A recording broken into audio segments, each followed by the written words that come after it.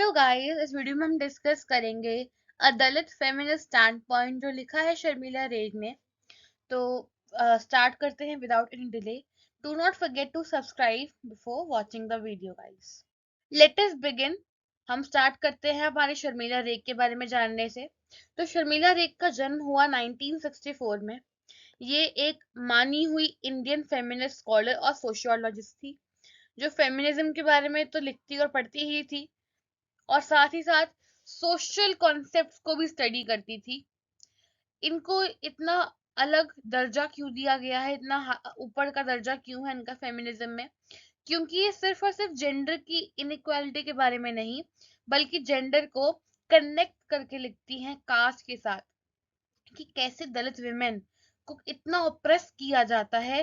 क्योंकि पहली बात तो वो कास्ट से बहुत ही नीचे मानी जाती हैं क्योंकि वो दलित हैं। दूसरी बात, वो विमेन भी है।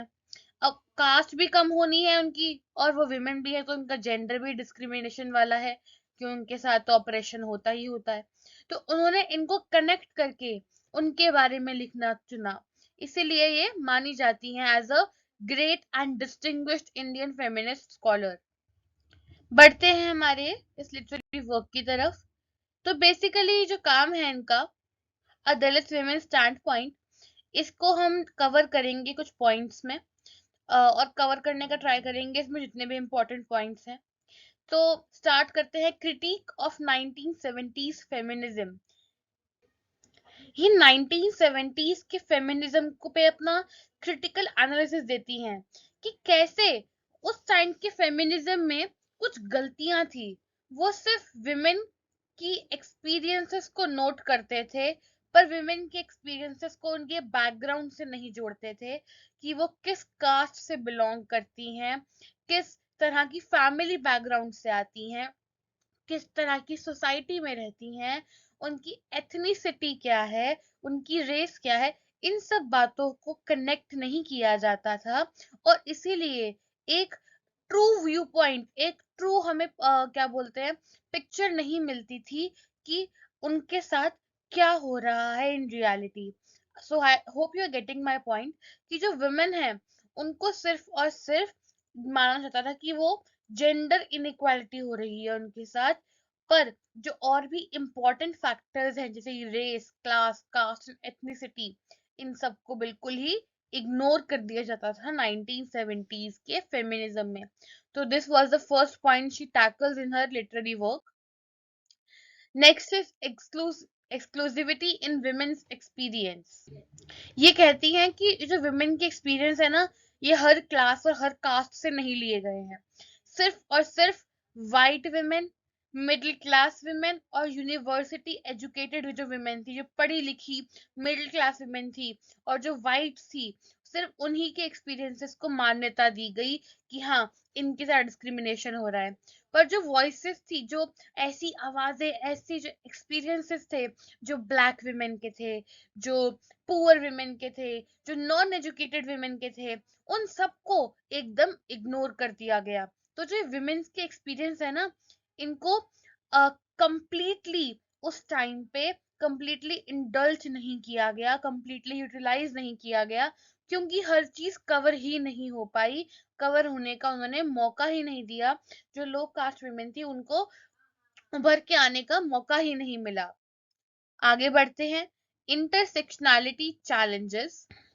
अब ये वही बात करती हैं, इस पॉइंट को आप हाईलाइट कर सकते हैं अपने आंसर्स में कि इंटरसेक्शनैलिटी चैलेंजेस क्या थे। कि सिर्फ जो वुमेन थी ना, उनको एक फेमिनिज्म पॉइंट ऑफ व्यू से देखा जा रहा था कि उनका जो जेंडर है उसको प्रिजर्व करना है, उनको उसको बचाना है, उसको डिस्क्रिमिनेट नहीं होने देना, उसको ऑप्रेस नहीं होने देना। पर उसको कनेक्ट ही नहीं किया जा रहा था उनके रेस बेस्ड एक्सपीरियंसेस के साथ, क्लास बेस्ड एक्सपीरियंस के साथ, कि वो किस कास्ट से बिलोंग करती हैं, उनकी क्या, उनका सोसाइटी का जो क्या बैकग्राउंड रहा है। उन सब चीजों को बिल्कुल ही डिप्लॉय कर दिया गया, बिल्कुल ही यूज नहीं किया गया, काम में नहीं लाया गया, जिससे इंटरसेक्शनैलिटी चैलेंजेस हम उभर के आए कि उनकी ट्रू पिक्चर सामने नहीं आ पाई। Moving forward, it is invisibility of Dalit women. ये कहती है कि दलित विमेन का तो कोई नामो निशान ही नहीं है, क्योंकि वो ऐसी विमेन थी जो जेंडर से भी डिस्क्रिमिनेशन फेस करती थी और कास्ट से भी। जो अपर क्लास थे वो उनको उनकी कास्ट की वजह से ऑप्रेस करते थे, और जो मेल जेंडर था, चाहे वो अपर कास्ट हो या लोअर कास्ट, वो उनको एक विमेन होने की वजह से, एक फीमेल होने की वजह से उनके साथ जेंडर बेस्ड डिस्क्रिमिनेशन करता था। इसलिए दलित विमेन तो पूरी गायब ही हो गई है, क्योंकि वो दिखती ही नहीं है, कि उनको किसी भी जगह पे उनका कोई जिक्र ही नहीं किया गया कि उनके टेक्स्ट क्या थे, उन्होंने क्या सहरा, उन्होंने क्या सहा, उन्होंने क्या कहा। ऐसा कुछ भी नहीं देखने को मिलता। This point is challenges in addressing brahminism. जैसे हम बात करते हैं इंटरसेक्शनैलिटी की, जब हम बात कर रहे हैं जेंडर की, तो साथ ही साथ हमें कास्ट की बात भी करनी इंपॉर्टेंट है, क्योंकि सिर्फ जेंडर की बात करने से कुछ नहीं होगा, हमें उसके पीछे का एक्सपीरियंस भी एनालाइज करना पड़ता है। तो बोलते हैं कि जिस टाइम ये मार्क्सिस्ट की थ्योरी आ गई थी, कार्ल मार्क्सिस्ट की थ्योरी दे दी थी कि सोसाइटी है वो शेप होती है सिर्फ और सिर्फ कैपिटलिज्म से, कि हम किस तरीके से प्रॉफिट के पीछे भाग रहे हैं और चीजों को खरीदना बेचना, ये मटेरियल एस्पेक्ट्स हमारे लिए इम्पोर्टेंट हो गए हैं। इस टाइम पे बहुत प्रॉब्लम आई लोगों को ये समझने में कि जो विमेन है, जो ब्राह्मण फैमिली से बिलोंग करती हैं, और कुछ विमेन जो दलित फैमिली से बिलोंग करती हैं, उनमें कितना डिफरेंस है।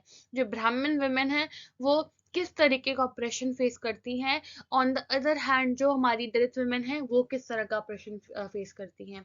तो ये इंटरसेक्शनैलिटी अगेन आ गई, कि हम दो चीजों में कंपैरिजन ड्रॉ कर रहे हैं, कि दोनों का जेंडर तो सेम है, पर जो दोनों कास्ट है वो डिफरेंट है। तो कास्ट डिफरेंट होने से बहुत ज्यादा बड़ा डिफरेंस आ जाता है the amount of discrimination and oppression में। So this point is reinvention of revolution. तो इसमें बताती हैं कि कैसे 1970s में और अर्ली 1980s में ऐसी ऑर्गेनाइजेशंस बनी जिन्होंने दलित वुमेन को एक सेंट्रल रोल दिया, एक पोजीशन दी कि वो बाहर निकल के आए और अपना पॉइंट ऑफ व्यू सामने रखें। ऐसी में से कुछ जो ऑर्गेनाइजेशन थी, उसका नाम आप यहाँ पर लिखा हुआ है, श्रमिक मुक्ति संगठना।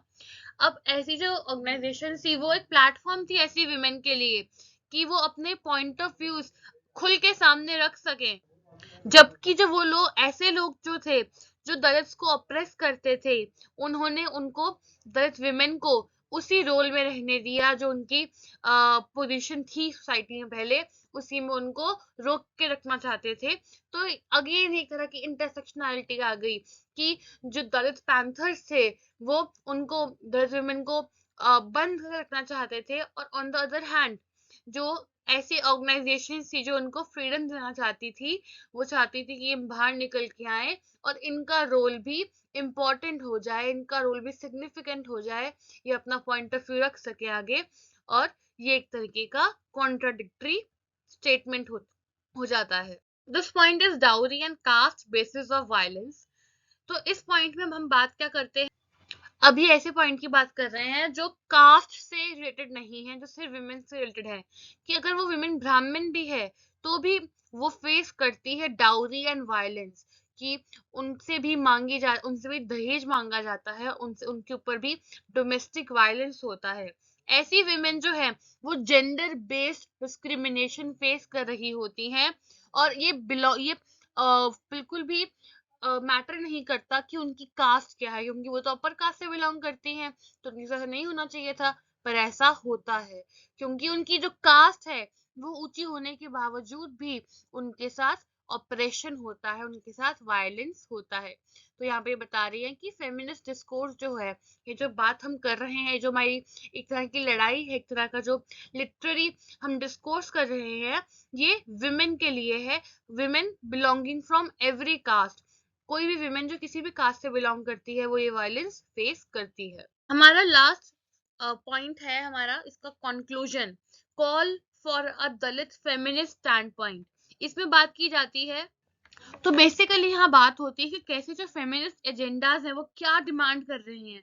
सिर्फ इतनी डिमांड है कि ये हमारी विमेन की जो पोजीशन है वो बढ़ जाए, वो बेटर हो जाए, और सिर्फ उनको जेंडर बेस्ड ऑपरेशन से ही बाहर नहीं निकालना है, बल्कि इसको कनेक्ट करना है उनकी कास्ट से, उनकी क्लास से, और उसके बेसिस पे ही एक्शन लेना है। So what is the analysis behind this, कि ये हमारी जो राइटर है कहना चाहती हैं कि चीजों को बदल दो, सिर्फ और सिर्फ जेंडर बेस्ड मत करो। अब जो हमारी जो इसके एनालिसिस है उसमें कास्ट, क्लास और जेंडर को इंक्लूड कर दो। So that's the end of a video. Thank you guys.